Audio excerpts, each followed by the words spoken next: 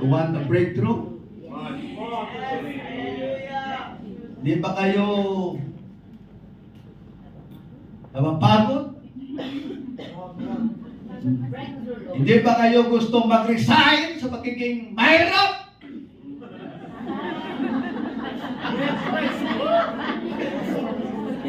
Dapat mag-resign na kayo!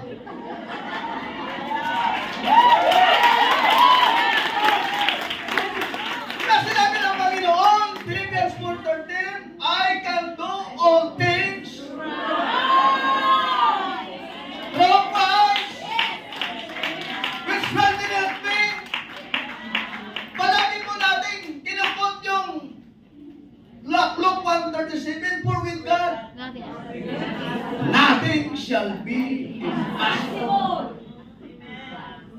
At palagi po natin ipinabangaral yung Philippians 4:19, but my God shall supply all your needs according to His riches in glory by Christ Jesus. Pero marami ng mga kapatiran natin matagal nang naglilingkod sa Panginoon. Hindi ba mag-retire? Hindi ba mag-resign?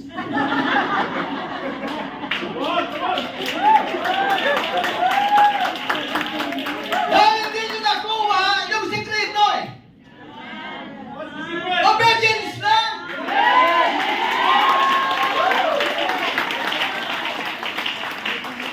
Obedience! Tingnan natin! Isang araw, the Lord met His disciples. John chapter 21 yata yan eh. Buong gabi, yung mga disciples nandoon sa laot, nandoon sa dagat. Ang isda, di ba? Buong gabi! Walang kuha! Wala! Nang babalik sila doon sa session, nandoon ang Panginoon. Hindi ng isda ang Panginoon, pero nagluto na siya ng isda. Kita nyo yan? Karoon ng kinilaw, lihaw. Diba? Nandoon eh! And you can read it in the Bible. That's not fiction, that's not myth. It is in the Bible. Magkakila mo talaga dyan. Sabi ng Panginoon, mga anak, kumusta? Kumusta? Sabi ni Peter, Lord, we toiled all night and we caught nothing. Ang pinaka-point dyan, kahit saan ka pumunta, pag hindi mo kasama ang Diyos,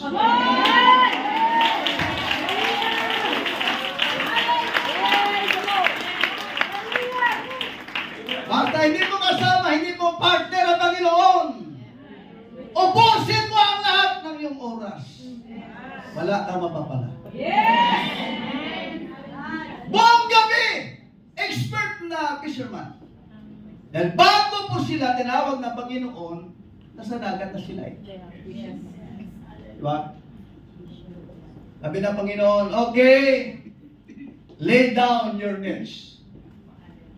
Lay down your nets.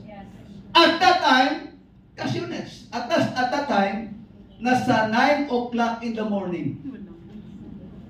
At nasa tabing dagat.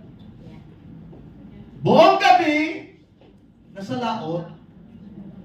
At ang magandang pangisda, manghuli ng isda, sa gabi. Yung umaga, 9 o'clock in the morning. At nasa session, nasa tabing dagat na. Ano bang makukuha mo doon? Putiti. Ugaong. Ano makukuha mo? Yung reason ni Peter, balik! Panginoon, we toiled all night. And we caught nothing. Pero hindi po natapos diyan. Dahil sabi ni Peter, nevertheless, at thy word, I will lay down the nets. Nevertheless, Panginoon, kahit wala po kaming kuha buong gabi, but according to your word. Everybody shall praise the Lord. Nevertheless, at thy word, I will lay down the net. At ano nakuha? Halos malunod yung bangka. Punong-puno ng isda. Saan ang galing? Obedience.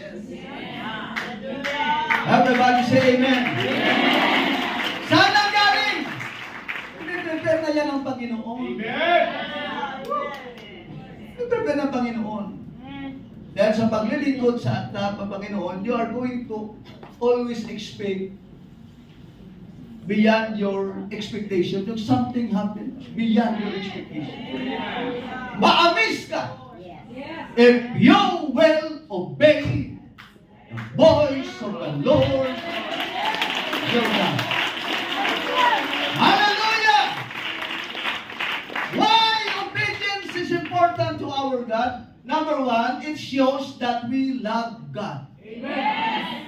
Number two, it shows that we trust our God. Amen. And number three, it shows that we submit ourselves before the Lord.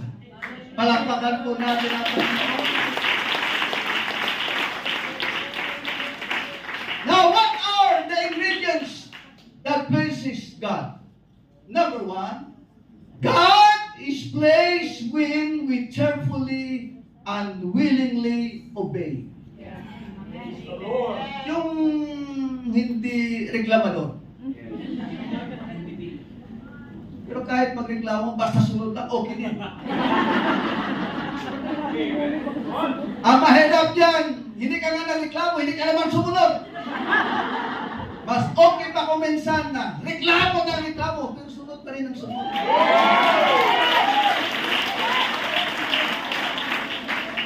And God is pleased when we faithfully obey Him. Yung without any mission or reservation pag sinunod mo Panginoon. At kailangan po natin, bago po tayo magkaroon ng breakthrough, dapat magkaroon po tayo ng radical transformation. Radical transformation. Yun ang pinaka-importante na story. Yung tinatawag nating transformation eh. And transformation always starts in our thinking.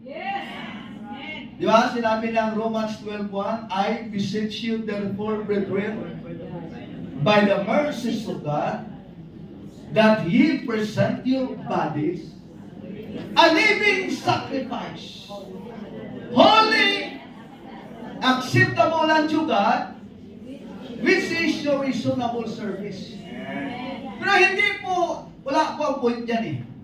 Yung sa verse 2, yun ang pinaka-point yan. Yung verse 2, and be not conformed to this world. Kaya sa mga worldly, hindi masyadong pinagpala ng Panginoon. Di ba? Be not conformed to this world. Even the doctrine of holiness, napakadali yan kung ikaw ay obedient.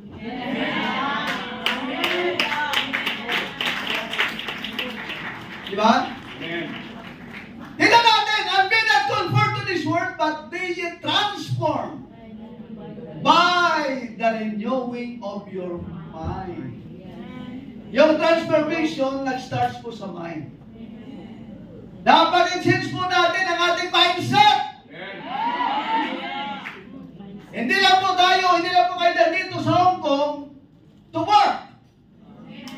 Beyond that, mayroong mission, mayroong kayong mandate. Everybody shall praise the Lord. Because of souls. Amen. Be transformed by the renewing of your mind. For what a man thinketh in his heart, so is he. Number one, transformation of your thinking. Tanggalin nyo yung negative attitude. Tanggalin nyo yung spirit of poverty. Tanggalin niyo yung yung mentality niyo na mahirap. Tanggalin niyo yan. Sabi ko nga kahapon, if we want to dream big, di ba? Sabi ko kahapon. Kaya kung minsan tayo Pilipino, panaginip lang, kuripot pa rin tayo eh. Panaginip na nga, yung maliliit na bagay. Kapag malaki, wala namang bayad yan eh. Diba? At kaya natin yan.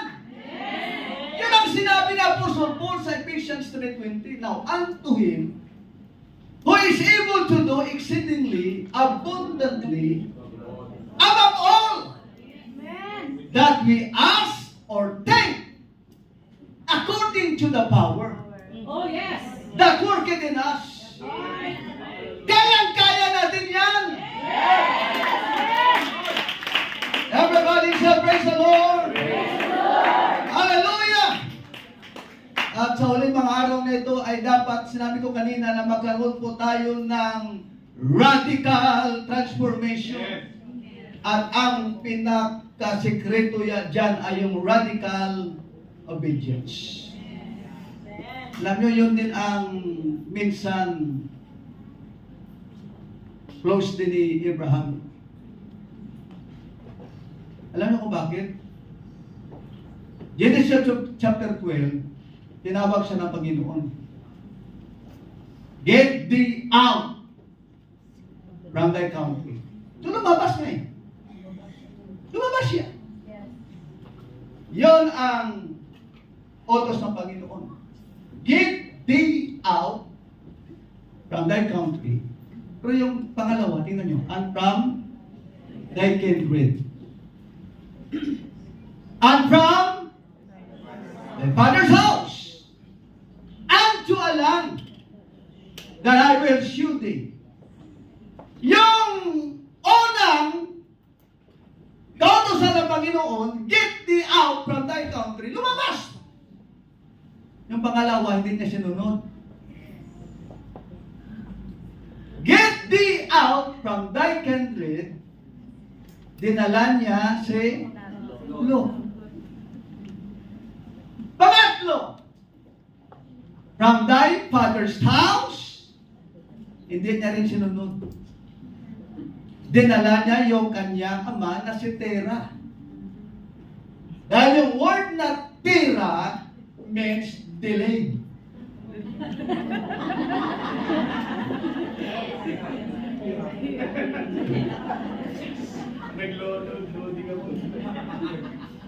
Kung minsan, yung promise ng Panginoon nandiyan na, tayo ang nagiging hadlang.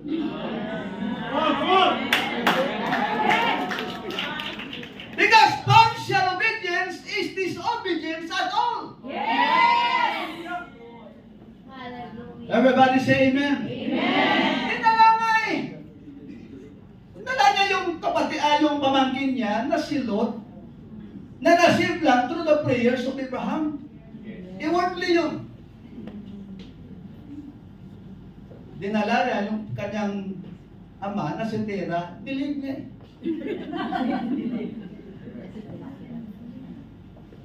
Kaya sinabi ng Panginoon, Abraham, magkaroon ka ng descendant, tingnan mo yung bituin. Pakarami.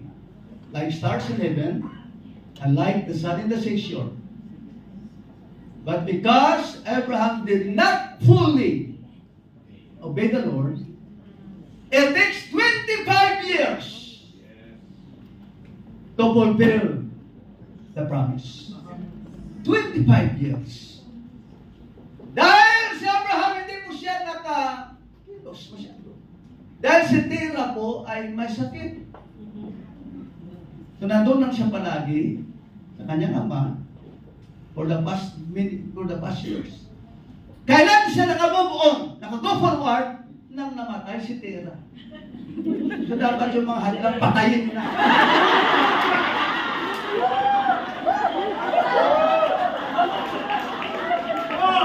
Nagaling ba? Hindi patayin. Nagaling yun yung mga hadlang. Obstacles sa mga hindrances. hinintay na rin sila ni Lot. Nandoon ang fulfillment. It takes 25 years. Pero kung sinunod lang ni Abraham yun, sigurado hindi naaabot ng 25 years. Kaya sa atin, huwag niyong hintayin na another 25 years pa ma-fulfill. You need to obey the Lord right now. Ngayon na! Magkaroon po tayo ng radical obedience. Everybody shout amen. Hallelujah! At magkaroon po tayo ng radical generosity. Medyo mahinang palakpak.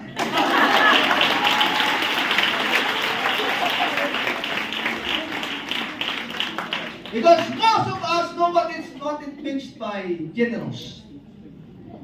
The dictionary defines it as a liberal giving, open-handed, and marked by abundance. Yes. So radical generosity is a must for our breakthrough. Yes. Alam niyo yan? Ang sabi ng isang writer, sa lahat po ng creation na ginawa ng Diyos, yung tao ang pinaka-selfish. Sarili. Na ginawa ng Panginoon, yung isda, sabi ng Panginoon, multiply. Diba? After its kind. So hanggang ngayon, hindi naubusan ng isda. Because they multiply after their kind. Lahat! Pero na ginawa ng Panginoon ang tao, nang isinilang po ang isang bata, ang kamay ay nakaganito na.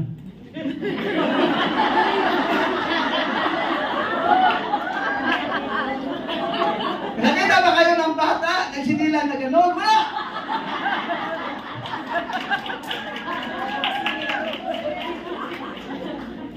Ganito palagi. Pinaka-selfish ang tao. Pero pag ang tao ay patay na, ganun din na.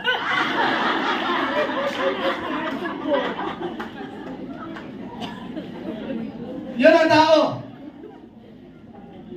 Sabi ni Jeremy Taylor, he who gives what he would as readily throw away, gives without generosity. For the essence of generosity is in self-sacrifice. Yes. Amen. Sabi niya, generosity is impossible apart from our love of God and of His people. But with such love, generosity is not only possible, but inevitable. Yes. John MacArthur said. Even Annie Carmichael said, you can always give without loving. Palagi natin yan eh. Yes. But you can never love without giving. And the most obvious lesson in Christ teaching us is that there is no happiness in having or getting anything, but only in giving. Yes. Sabi ni Henry Drummond,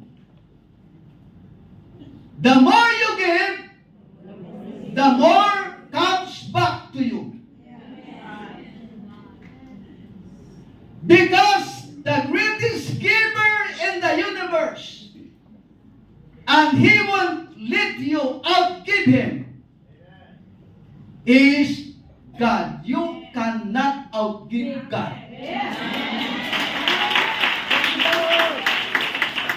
Everybody say praise the Lord. Katagal din namin sa ministry, hindi pa po kami nakakita ng isang member na giver na nabangkrut. Everybody say amen. Dahil bawat piso na ibinigay mo sa Panginoon, it is not considered as expenses, but your eternal investment. Everybody say, praise the Lord. At pinapala na po tayo ng Panginoon. But it always starts in our obedience. Galing po sa puso. Everybody say amen. Kaya sa ulit mga araw na ito, sabi ng Panginoon kay Samuel, dito po natin nakikita kung gaano ang unang hari ng Israel, si King Saul. Saul ay pinagpala ng Panginoon for first 20 years. But during 21 to 40 years, wala. The anointing was lost. The kingdom was lost. Because the Bible says, to obey is better than sacrifice. For rebellion, yung verse 23, is as the sin of witchcraft.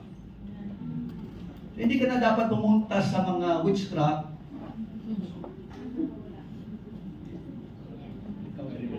Hindi na. Hindi mo lang sundin ang Panginoon, katulad na yan ng witchcraft. Rebellion is as the sin of witchcraft. And stubbornness is as iniquity as idolatry. So hindi na dapat magsamba ka tayo sa mga idols. Pagiging stubborn ka lang, natumbas na yan ng idolatry. As iniquity as idolatry. Rebellion is the sin as the sin of witchcraft. For rebellion is as the sin of witchcraft. And stubbornness is as iniquity and idolatry. Apat na description nakikita po natin sa Bible. Yung negative description ng Israel na tinatawag ng Panginoon palagi yung rebellion. Pangalawa, yung disobedience. Then, sabi ng Panginoon, yung mga Israel na hindi sumunod sa Panginoon, tinawag ng Panginoon, stiff-necked people. Nakita na ba kayo ng taong stiff-necked? Stiff-necked?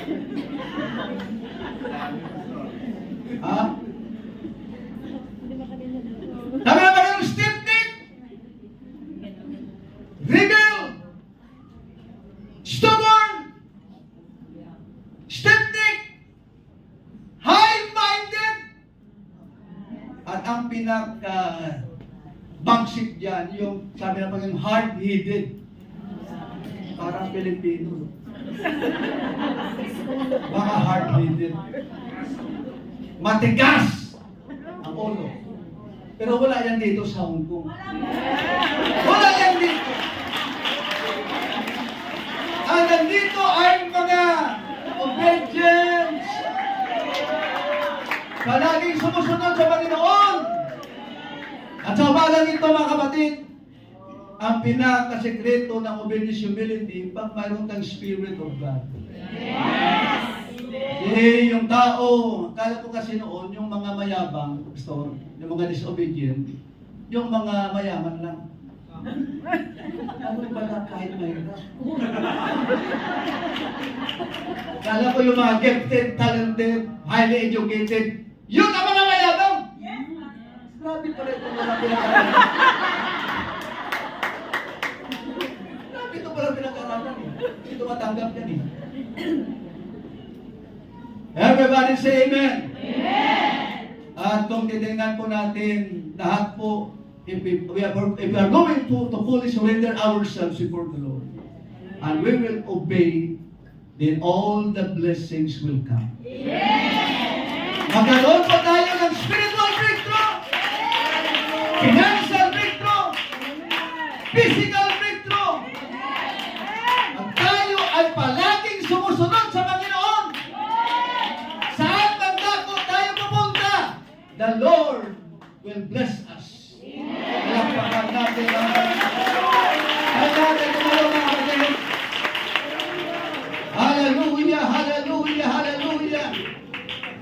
God will prosper the works of our hands. Deuteronomy chapter 30 verse 9, God's blessings extend beyond mere provision. He prospers the very work of our hands. He invests in our efforts, multiplies our impact, and bless our families. If we align our actions with God's principles, then the Lord will bless us. Ang pinakamaganda dyan, sabi ng Panginoon, I will rejoice in your prosperity. Ibig sabihin, masaya pala ang Panginoon, maligaya pala ang Panginoon. Pag nakikita po tayo ng Panginoon na nagpa-prosper. Everybody say amen? Pero sabi ko kanina, the Lord always demands our obedience. No miracles pag walang obedience. You want miracle in your life? We need to obey God. We need to believe in the name of the Lord. We need to have a powerful insight. Even in these last days. Praise the name of the Lord. Itaas po natin ating mga kamay as we worship the name of the Lord. Hallelujah. Let us magnify the name of Jesus.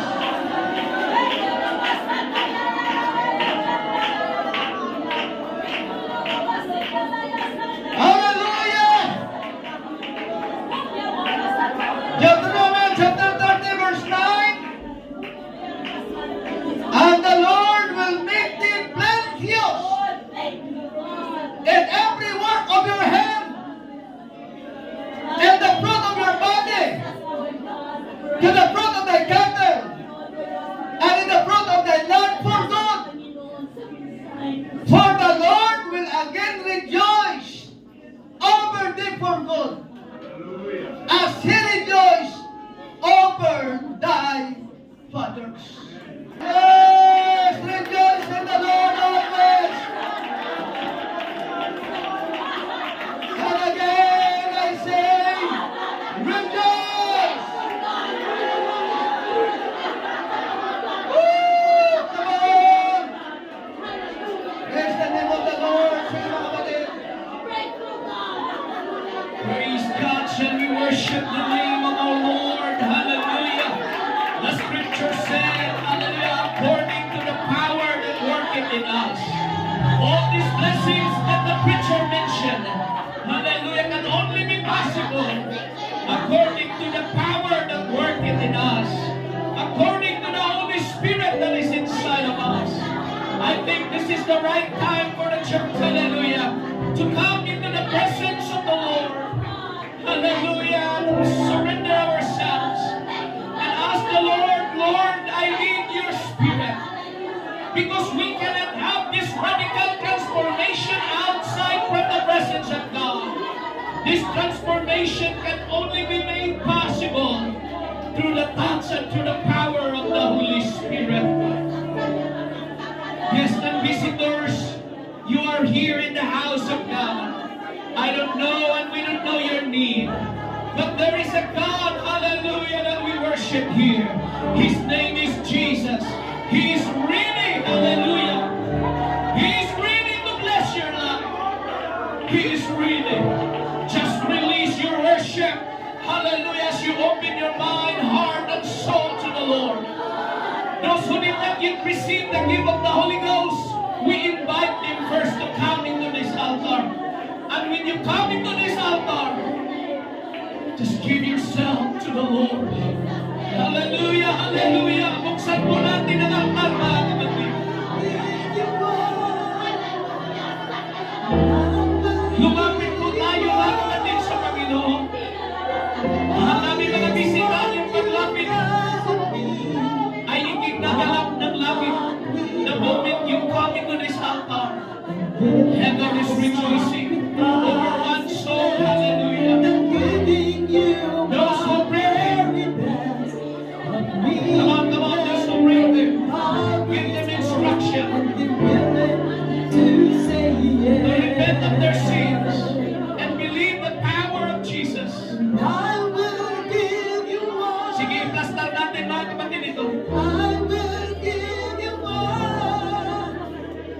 Ipapalasdan po natin ito mga kapatid. Lumapit po tayo.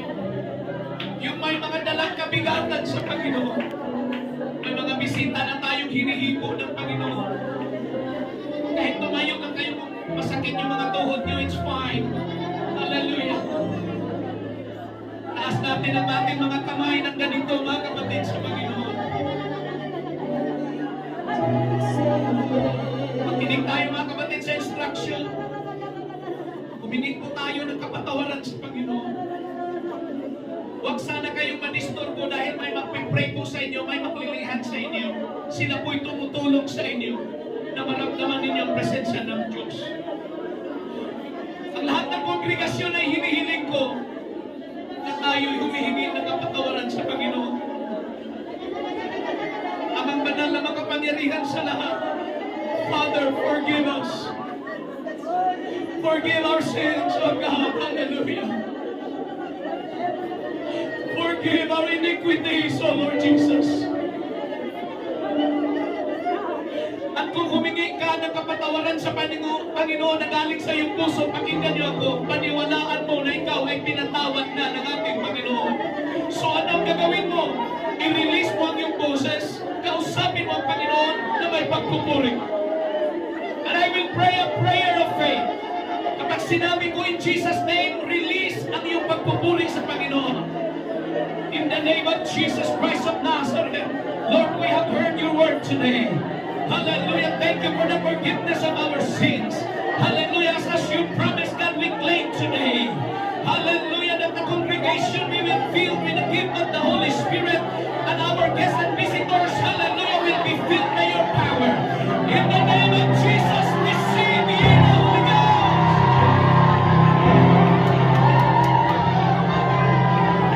In the name of Jesus. Come on, Bible school students. Let us minister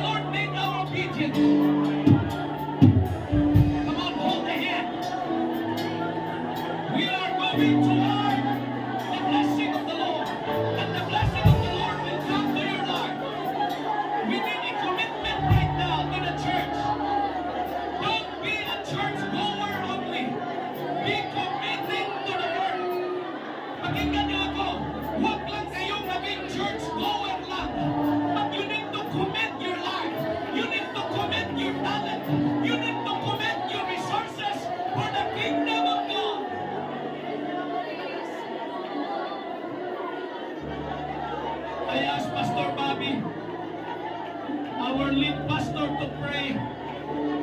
Hallelujah. Ulitin ko po, we need a commitment right now to commit